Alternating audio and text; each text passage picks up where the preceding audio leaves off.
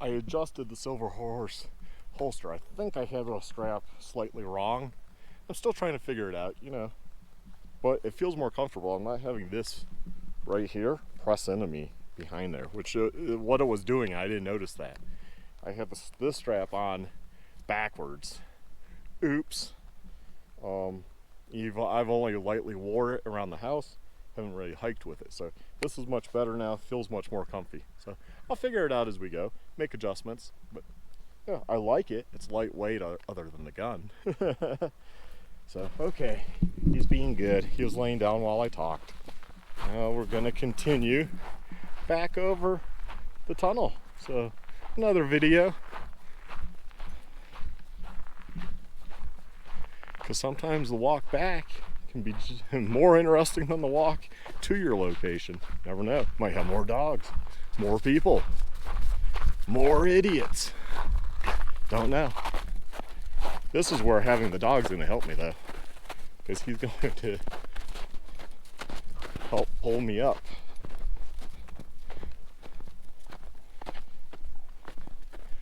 This is probably not an area you'd want to be older right now and try.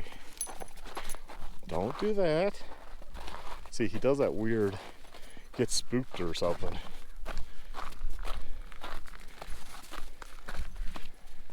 I don't know if it's the snow spooks him.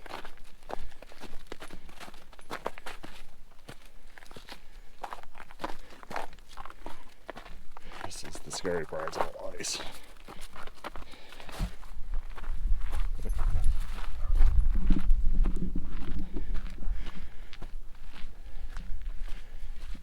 Got the nice view.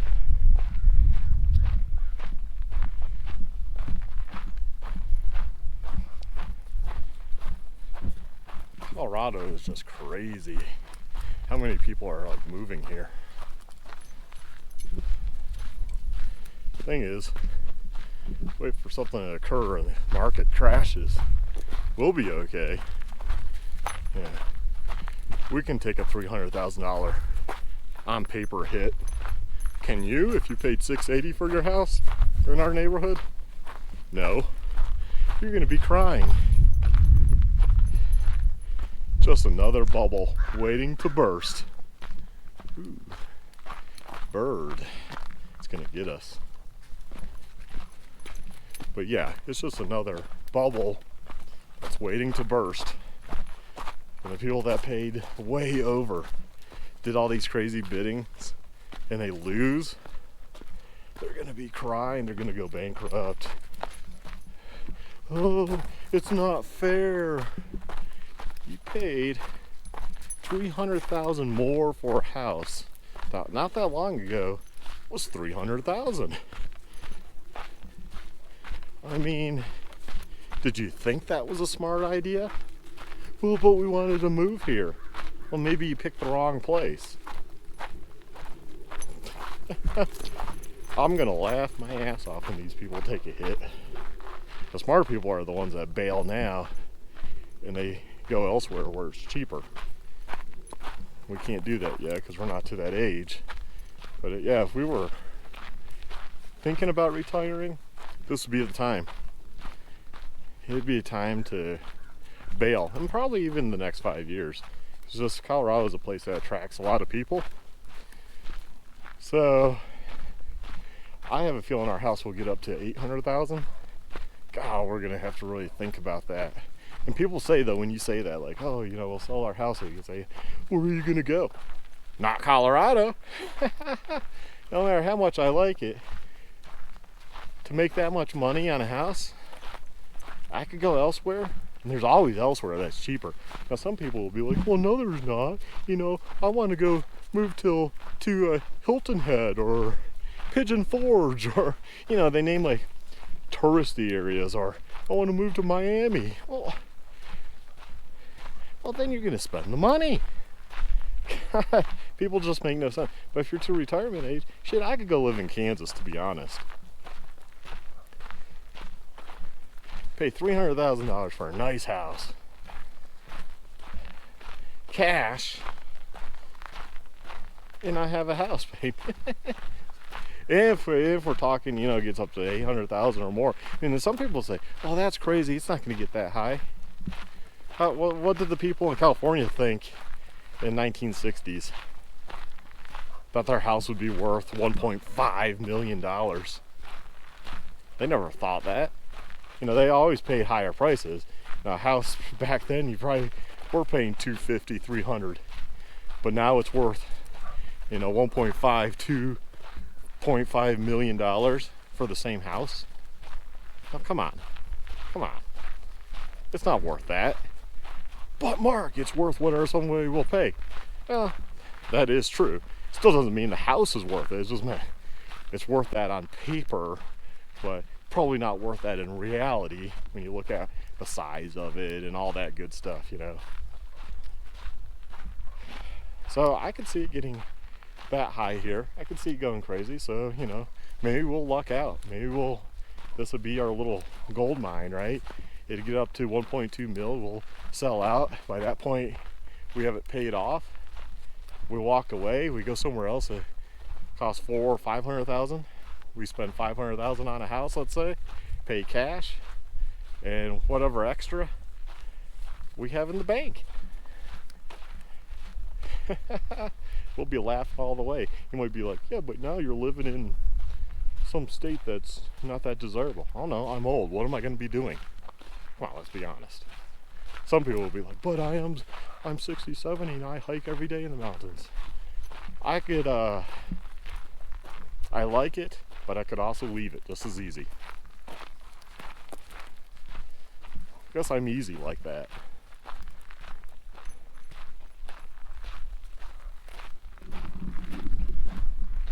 More video of the doggy. That's what you really want to see. You just want to see the doggy. Twister. Good boy. Who's a good boy? Ooh, camera.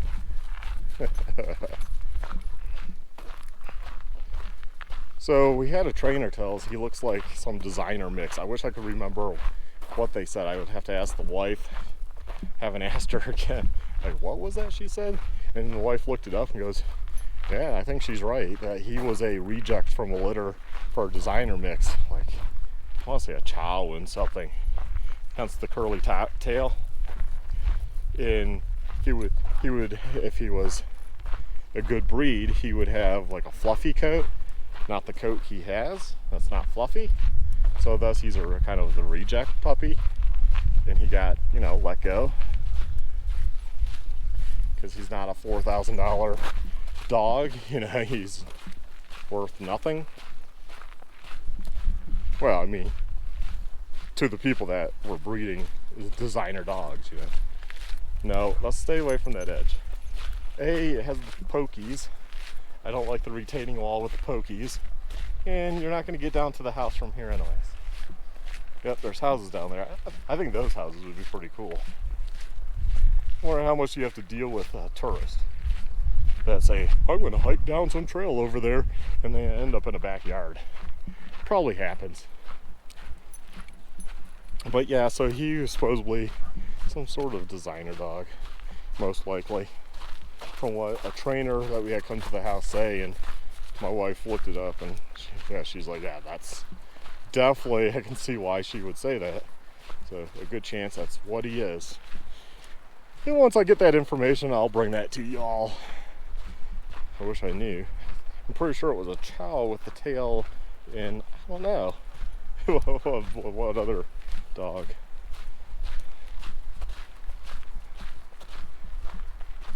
He seems pretty intelligent. I mean, he picked up on, "Hey, sit. Can we sit? Sit. Sit. Sit. Sit. Good boy. Let's just stay." Okay, that's good. It's good to do that from time to time. Oh, nope. See, now he's... Can I pull? No, you can't pull.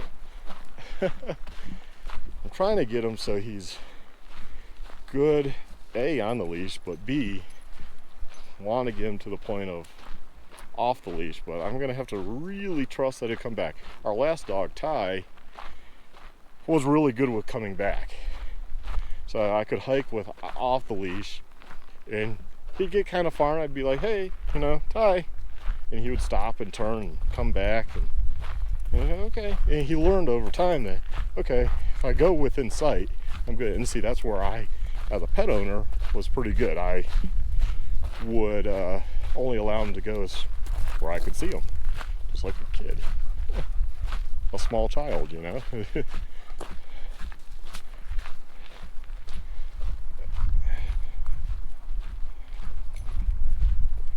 Kind of. So the training collar isn't pulling all the time, but he likes to pull. He doesn't seem to care. I mean, you can get the ones with the spikes, but that seems kind of harsh. Right? That seems kind of harsh. Like, well, if you kind of want to choke yourself, I guess knock yourself out, dog. Our last dog, Ty, would do that too. Like, it didn't faze him. The training collar, or choker collar, depending on what you want to call it. Choker collar is probably not politically correct now, you know, amongst dog owners. Like, oh my God, no, that's a training collar. We don't want to give the wrong impression. Growing up, it was always called a choker collar. But yeah, training collar, I guess, will be politically correct. No, don't pull again. You do those random pulls. Can't wait till we get off the ice. Hey, Twister. Heel. Heel. I've been teaching him heeling next to me when I go pick up the daughter. Can't really do that when I'm doing a video. We're almost back to the parking lot. Got the power cable coming in for these houses down here. And not too much further.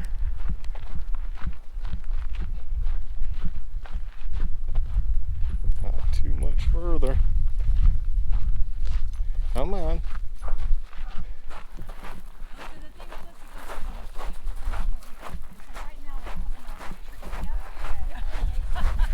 He's actually friendly. Yeah, he's friendly. You're okay. I'm glad. I'm thankful you put yours on the leash because we only had him for a month, so but we know he's been pretty good. He's got good temperament, though. Yeah. Put your hair down. It's okay. But you know, you gotta do that, you know. Well, I had two run up earlier on our way up, and they were not obeying. So. What a sweet. So I appreciate you put them on a leash. So thank you.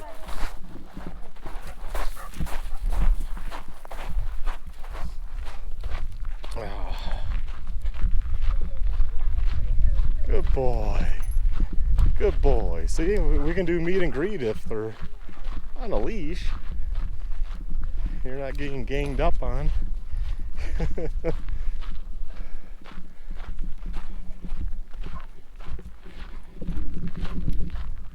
So, see people, that is what you do.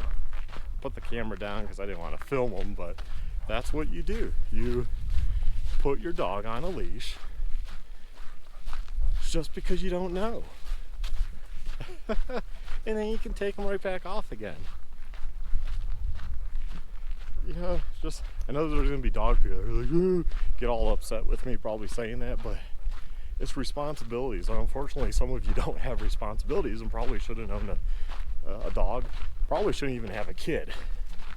Who are you to say that I shouldn't have a kid? I can say whatever I want to say. Probably shouldn't. If you can't control an animal, then they probably shouldn't have the kids. I'm just saying. Anyways, he's being really good considering, you know, the first real hike.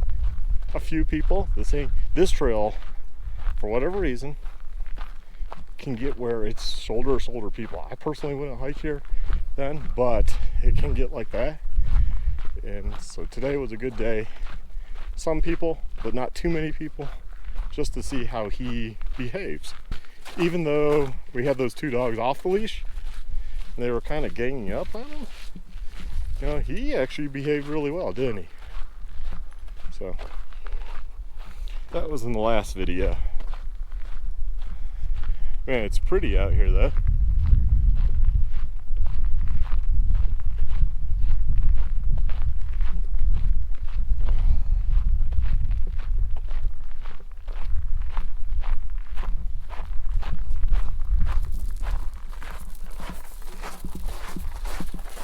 Good boy. Good boy.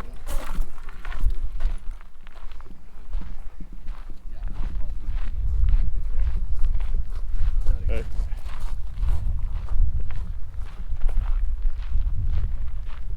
Come on. I'm going to tell you what. Wearing the holster, I think you probably get more respect. You know?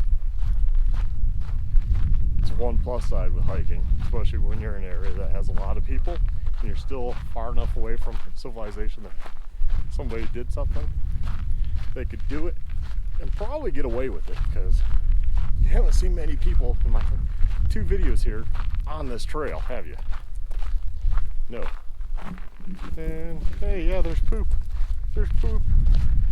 Look at that poop.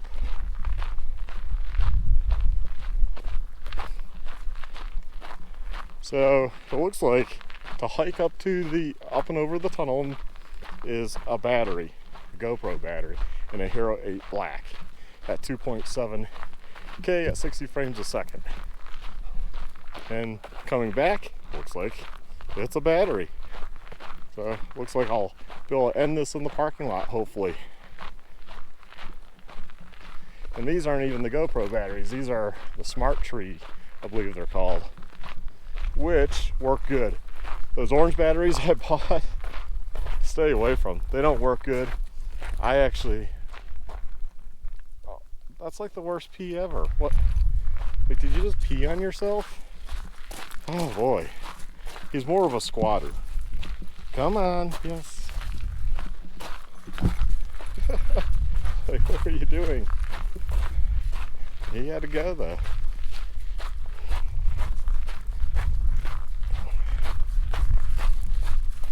I don't even know if he'll poop on the leash.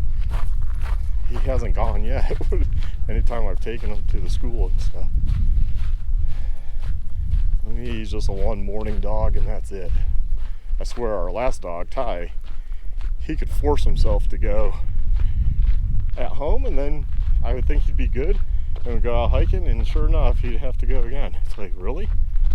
Are you forcing yourself? So here we are, we're back to the parking lot.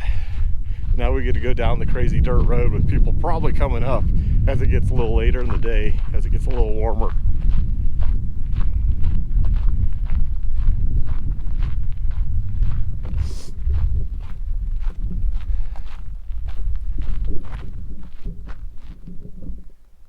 Well, hopefully you enjoyed this video. Part 2. Ah, he's twisting me around. Hopefully you enjoyed this video. Part 2 of Gold Camp Collapse Tunnel hike. It's just a fun little hike to do. And yeah, come on. This way. You deal with the tourist. But anyways, yeah, it was a fun little hike. You all stay well, take care, my friends. Have a good one. Bye.